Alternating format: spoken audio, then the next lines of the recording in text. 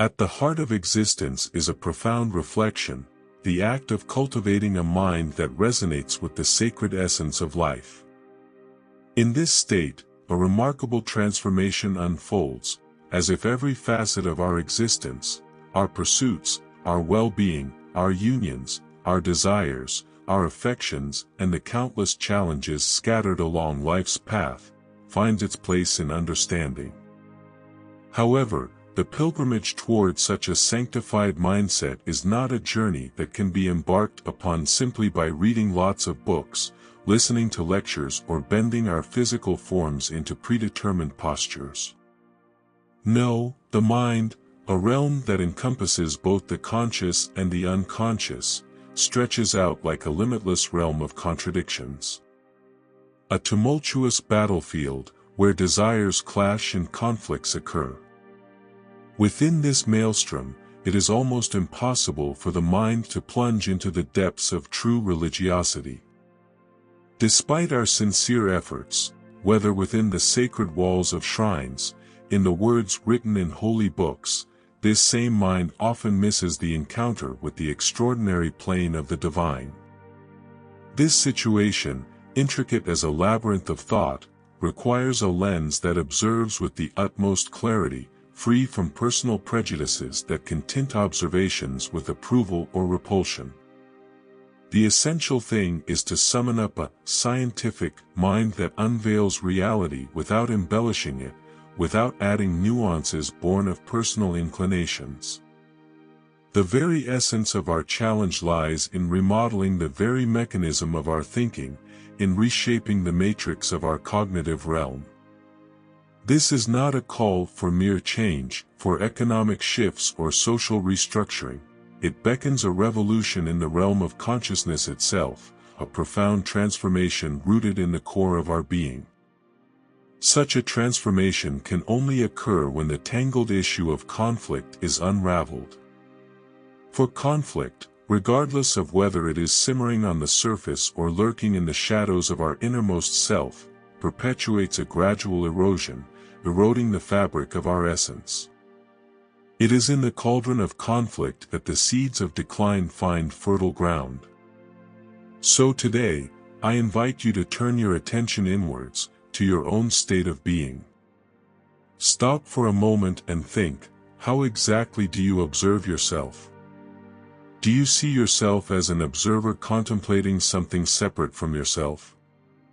This can lead to a division, a contradiction between the one observing and the object of observation. Or do you observe without the presence of that observer? As we delve into the intricate process of our consciousness, a realm full of complexity where conflict resides, we must first deal with the essence of what it really means to look, to observe. Most of us perceive ourselves as an external entity looking inwards. We are aware of our internal conflicts and observe them through the lens of a censor, a judge, an impartial observer. This is often our default mode and, curiously, it is precisely this perspective that prevents us from grasping the enormity of the intricate web we call conflict, with its intricate layers and multiple expressions.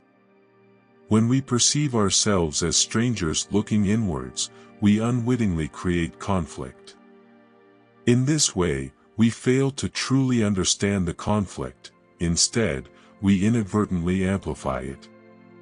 The observer, in this posture, invariably adopts a judgmental and critical stance. But when we observe in this way, we don't truly understand the conflict. On the contrary, we compound it. Do you understand this point? I hope you take advantage of this insight, that you recognize this perspective, because then you will understand what it really means to look, not with the eye of the censor, but with the eye of pure observation. When you employ the eye of the censor, you inadvertently increase your conflict. However, if you observe without a fixed center, you will begin to understand the extraordinary process known as awareness. This consciousness, the very essence of conflict, is an endless struggle to become, to suppress, to achieve. You see, analysis is not the way for the mind to truly understand itself. Analysis inherently separates the analyst from the analyzed, initiating a wave of growing conflict, an endless tide of inner discord. Every effort at analysis, every probing exploration, originates from a place within us, a center already burdened with the weight of accumulated experiences, the known. But let's explore the distinction between perception and analysis. Once we clearly understand this distinction, a profound insight emerges: analysis does not have the power to generate a revolution. It can help us align with society, eliminate some of our quirks, behaviors, and neuroses. However, our quest transcends this realm. We delve into something much more fundamental than mere alignment with a corrupted society. Analysis presupposes an analyst and a subject of analysis. The analyst becomes a censor, a judge who inspects, interprets, condemns, or approves what is perceived, and this act of analysis generates more conflicts. However, our mission deviates from this pattern. We tread an entirely different path, one that seeks to understand the conflict that exists not only in the external world, but also within our inner realms. The word "understand" here carries the weight of observe without taking a position. This change of perspective creates a space of observation where conflict no longer exists.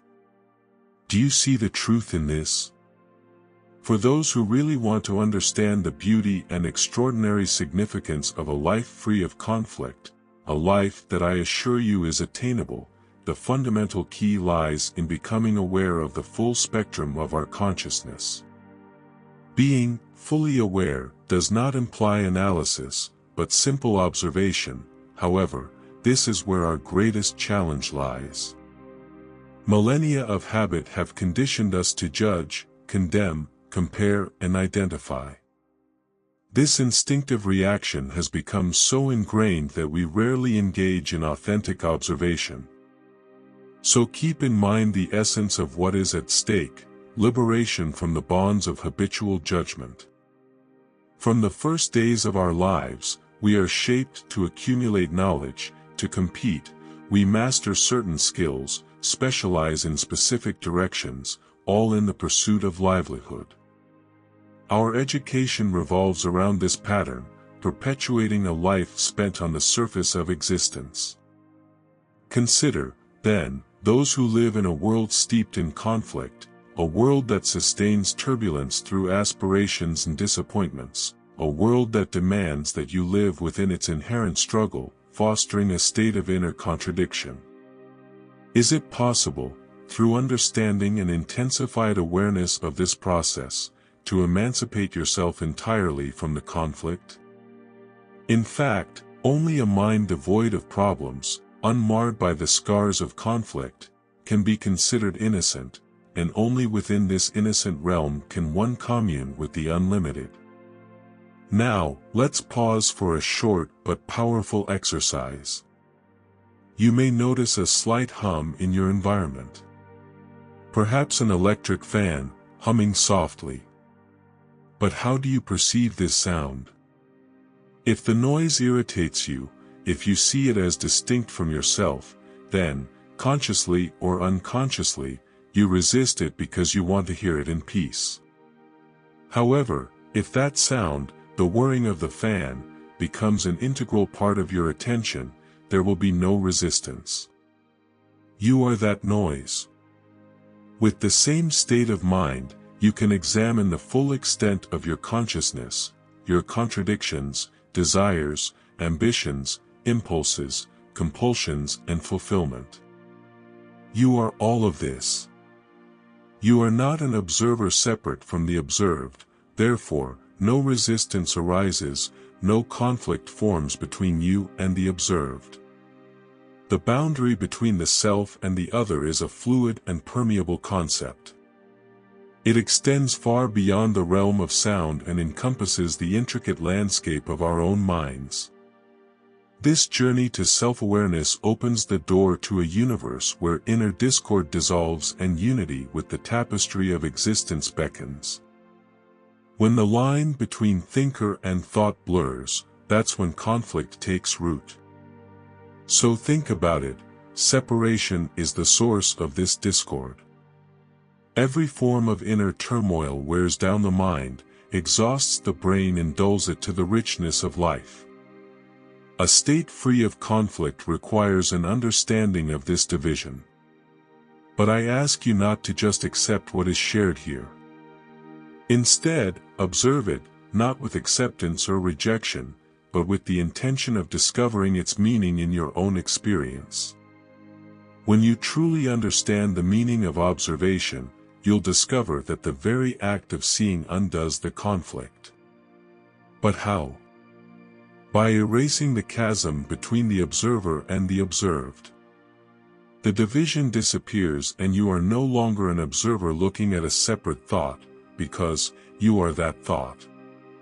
The thinker merges with the thought, not a separate entity observing it. Without self-awareness, the eternal remains indescribable. Only by being aware of the truth in each moment can we unveil the infinite, the eternal. When we lack self-knowledge, the eternal becomes a mere word, a symbol, a speculation, a dogma, a belief, a mirage that the mind can run away from.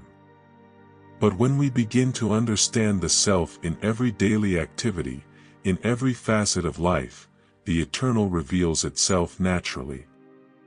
It's not a reward for self-knowledge, because it doesn't succumb to persecution. The eternal arises when the mind is still, and still when it is simple, when it stops accumulating, condemning, judging, and weighing. So, let this journey be the catalyst that urges you to see beyond the surface, to understand the complex interaction between consciousness and being. And, above all, to realize that the ultimate quest is not for an external reward, but for an inner unity that holds the promise of the eternal.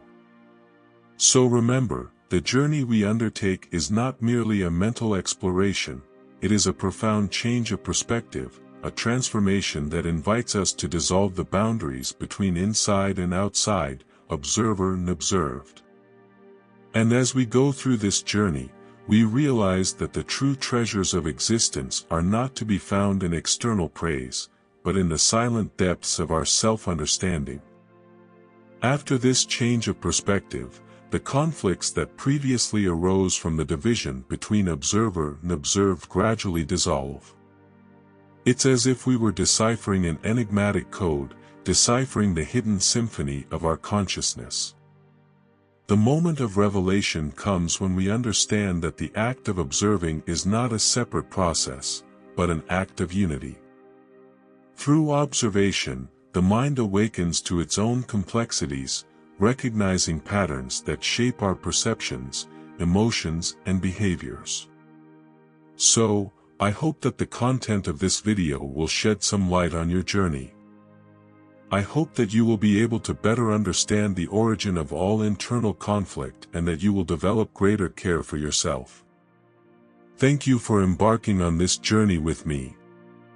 If this video resonated with you, I invite you to like and subscribe to our channel. Share this video with others so they can benefit from this message. And don't forget to leave a comment below sharing your thoughts, reflections, and experiences. Again, thank you for watching and for joining me. Take care and see you soon.